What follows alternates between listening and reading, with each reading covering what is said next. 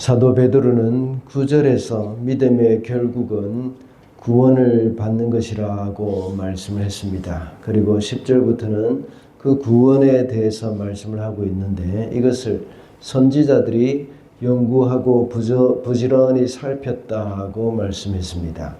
그렇게 연구하고 살펴온 구원은 복음 전도자들을 통하여서 우리에게 왔습니다.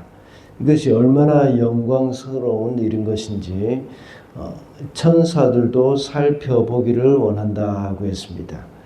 베드로는 초대교회 성도들이 비록 고난 가운데 있지만 그들이 받은 구원을 확고하게 해주기 위해서 말씀을 하고 있습니다. 그 구원의 은혜는 선지자들에 의해서 연구되어진 것이고 전도자들에 의해서 전하여진 것이라고 했습니다. 그리고 그 구원의 은혜를 받은 우리는 거룩하게 살아야 한다고 말씀을 하고 있습니다. 이렇게 구원받은 사람들로서 거룩하게 살아야 함을 말하면서 그 거룩하게 사는 것이 어떤 것인지 오늘 본문에서 계속해서 이어서 말씀을 하고 있습니다. 거룩한 삶은 단지 겉으로 드러나는 행동으로만 생각하기가 쉽습니다. 예수께서 많이 책망하셨던 바리새인들과 서기관들이 그랬습니다. 물론 우리도 그렇죠. 그러나 오늘 본문에서 베드로는 거룩한 삶에 대해서 초대 교회 성도들에게 말을 할 때에 마음의 상태와 마음 자세를 말씀을 하고 있습니다. 이것은 예수께서 항상 가르치셨던 내용과 동일한 가르침입니다. 그래서 오늘은 거룩하게 살라는 제목으로 말씀을 살펴보겠습니다. 첫째로 거룩한 삶은 구원의 가치를 아는 삶입니다. 18절과 19절입니다. 여러분은 조상으로부터 물려받은 여러분의 헛된 생활 방식에서 해방되었습니다. 여러분도 아시지만 그것은 은이나 금과 같은 썩어질 것으로 된 것이 아니라 흠이 없고 티가 없는 어린 양의 피와 같은 그리스도의 귀한 피로 되었습니다. 어제 말씀에서 구원의 은혜에 대해서 말씀을 했습니다. 우리가 받은 그 구원의 은혜를 알 때에 고난 속에서도 흔들림이 없는 그 확신을 가지고 살 수 있다고 했습니다. 그래서 구원받은 하나님의 사람이 거룩한 삶을 살아갈 때에 그 구원의 가치를 알고 살아가는 것이라는 겁니다. 방금 읽은 18절과 19절에서 사도 베드로는 그들이 얻은 구원이 얼마나 귀한 것인지를 말해주고 있습니다. 은이나 금과 같이 썩어질 것으로 된 것이 아니라고 했습니다. 주님을 믿지 않는 그 이방인으로 있을 때에 그들은 그들의 조상으로부터 물려받은 삶을 그대로 살았습니다. 우상 숭배하는 생활을 했던 것이죠.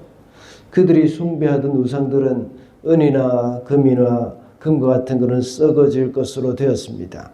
그들이 받은 그 구원은 오직 흠이 없고 티가 없는 어린 양과 같은 그리스도의 귀한 피로 되었습니다. 살아계신 하나님의 아들이 친히 희생하시고 대속의 피를 흘려주신 대가로 얻은 구원이라는 것을 말해줍니다. 그것을 할 때에 그동안 살아왔던 우상 숭배와 같은 그런 헛된 생활 방식에서 벗어나게 되어 있는 것입니다. 우상 숭배 이런 모든 것들은 우리로 하여금 사람들로 하여금 타락하게 만들고 아주 방탕하게 만들어가는 그런 일들이죠. 오히려 또 하나님과 멀어져가는 그런 일들이라고 볼 수 있습니다. 그러나 우리가 얻은 구원은 바로 예수 그리스도의 보혈의 공로로 그 보혈의 피로 말미암아 얻었다는 그것을 우리가 생각할 때에 우리는 거룩한 삶을 살아갈 수가 있는 겁니다. 오늘날 성도들도 역시 거룩한 삶을 살기 위해서 어떻게 해야겠습니까? 우리의 구원의 도리이신 예수를 깊이 생각해야 합니다. 히브리서 12장 2절에 보면 히브리서 기자는 예수를 바라보자, 또 개역개정에서는 예수를 깊이 생각하라 하고 말씀을 하고 있습니다. 히브리서 수신자들도 역시 고난이 많았죠. 유대 사회에서 출교돼서 많은 어려움을 겪었습니다. 그런 가운데서 그들이 얻은 구원을 포기하고 다시 유대교로 돌아가 버리는 사람들이 많았습니다. 그래서 히브리서 11장에 믿음의 선진들의 그런 이야기를 많이 해주고 있습니다. 그리고 말하기를 구름같이 허다한 증인들이 있다 하고 말을 하죠. 그리고 너희도 역시 예수를 깊이 생각하라 하고 말씀합니다. 너희들이 얻은 구원이 얼마나 가치가 있고 소중한 것인지를 잊어서는 안 된다는 것입니다. 그러므로 거룩하게 살기 위해서는 우리는 구원을 소중히 여겨야 한다는 것입니다. 둘째로 거룩한 삶은 순결한 마음으로 뜨겁게 사랑하는 삶입니다. 22절 말씀입니다. 여러분은 진리에 순종함으로 영혼을 정결하게 하여서 꾸밈없이 서로 사랑하기에 이르렀으니 순결한 마음으로 서로 뜨겁게 사랑하십시오. 여기서 서로 뜨겁게 사랑하라는 말은 그저 따뜻한 사랑으로 사랑하라는 뜻, 그런 말이 아닙니다. 이것은 최고로 강렬하게 또 전력을 다해서 있는 힘을 다해서 해라 하는 그런 의미입니다. 형식적인 사랑이나 형식적인 말로만 사랑하는 것이 아닙니다. 이런 사랑은 그리스도께서 죄인들을 향한 사랑이 이와 같이 정말 뜨거운 그런 사랑이라는 것을 알려주는 것입니다. 여기서 마음으로라는 말이 있습니다. 마음으로만 사랑하라는 그런 의미가 아니죠. 이런 사랑이 마음에서 우러나오는 것이 되어야 한다는 것입니다. 그래서 뜨거운 사랑은 마음으로만 하는 것이 아니라 마음으로 해야 하는 겁니다. 그것은 구원받은 백성의 마음의 변화, 이것을 이야기하는 겁니다. 제가 늘 말씀을 드렸듯이 마음의 변화만이 진정한 변화이기 때문이죠. 율법을 지키고 도덕적인 생활을 하는 것은 믿지 않는 사람들도 잘 할 수가 있습니다.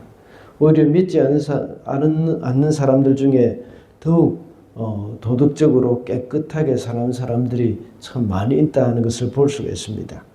그러나 마음의 변화는 성령님의 은혜로만 가능합니다. 거룩한 삶은 겉으로 드러나는 그런 행동만 보고 거룩하다고 말할 수는 없습니다. 마음으로부터 거룩함이 있어야 합니다. 행동으로 가늠하지 않았다고 해서 그 마음에 음욕을 품는다면 이것은 거룩함이라고 할 수 없습니다. 그와 같이 행동으로 형제에게 해를 입히지 않았다고 하더라도 형제를 미워하는 마음이 있다면 거룩한 것이 아닙니다. 피차 순결한 마음으로 적극적으로 사랑할 때에 그것이 거룩한 것입니다. 사도 바울도 역시 로마서 13장 10절에서 사랑은 율법의 완성이라고 했습니다. 여러분에게 변화가 필요한 생각이나 가치관이 무엇인지 한번 생각을 해보시기 바랍니다. 그리고 그것을 변화시켜 달라고 성령님께 간절한 기도를 드리는 시간이 되어야 하겠습니다. 마지막으로 거룩한 삶은 말씀에 의지하여서 사는 삶입니다. 24절과 25절입니다. 모든 육체는 풀과 같고 그 모든 영광은 풀의 꽃과 같다. 풀은 마르고 꽃은 떨어지되 주님의 말씀은 영원히 있다. 이것이 여러분에게 복음으로 전해진 말씀입니다. 이 구절은 구원받은 성도의 고백이라고도 할 수 있죠. 우리를 구원으로 이끈 것도 하나님의 말씀이고 또 우리를 거룩한 삶으로 인도하는 것도 역시 하나님의 말씀입니다. 이 말씀은 이사야서에 나와 있는 그 말씀을 인용한 것입니다.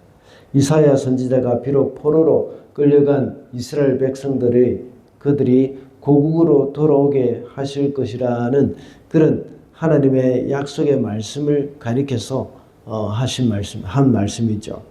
이스라엘을 잡아간 바벨론의 세력들은 쇠할 것이지만 하나님의 약속의 말씀은 결코 쇠하지 않을 것이다는 그런 말씀입니다. 그래서 그 약속의 말씀대로 70년이 지났지만 그 약속의 말씀이 그대로 이루어지는 그런 은혜를 누리게 되는 것이죠. 이 말씀을 베드로가 인용할 때는 하나님의 말씀이 이렇게 신실하다는 것을 강조하기 위한 것입니다. 우리 성도는 그 말씀으로 거듭났습니다. 영원한 말씀으로 거듭난 그 효과, 효력은 시들지도 않고 쇠하지도 않습니다. 영원한 것이라고 말씀을 하고 있습니다. 예수님께서도 역시 천지는 없어지겠으나 내 말은 없어지지 않을 것이라고 하셨습니다. 거룩한 삶은 바로 이 말씀을 의지하여서 사는 삶입니다. 시대가 바뀌어도 진리는 변함이 없습니다. 우리가 무엇에 의지하여 살겠습니까? 시시때때로 바뀌는 그런 사람의 마음을 믿고 그것에 의지해서 살 때는 실망할 수밖에 없습니다. 각 시대마다 시대 사조마다 바뀌어가는 그런 가치관, 세상의 가치관을 믿고 살아갈 수가 없습니다. 이 세상이 불타 없어질 때 함께 없어지는 재물을 의지해서 살 때도 역시 실망할 수밖에 없습니다. 이것은 우리를 구원해 줄 수도 없고 또 거룩하게 해 줄 수도 없습니다. 오직 하나님의 말씀에 의지해서 사는 사람들은 이 세상에서 거룩한 삶을 살 수가 있습니다. 말씀이 바로 기준이 되기 때문입니다. 거룩하게 사는 것이 어떤 것이라고 했습니까? 구원의 가치를 아는 삶이라고 했습니다. 그리고 순결한 마음으로 뜨겁게 사랑하는 것, 그리고 또 말씀에 의지하여서 사는 삶이라고 했습니다. 오늘도 거룩한 성도로 살아가는 저와 여러분이 되시기를 바랍니다.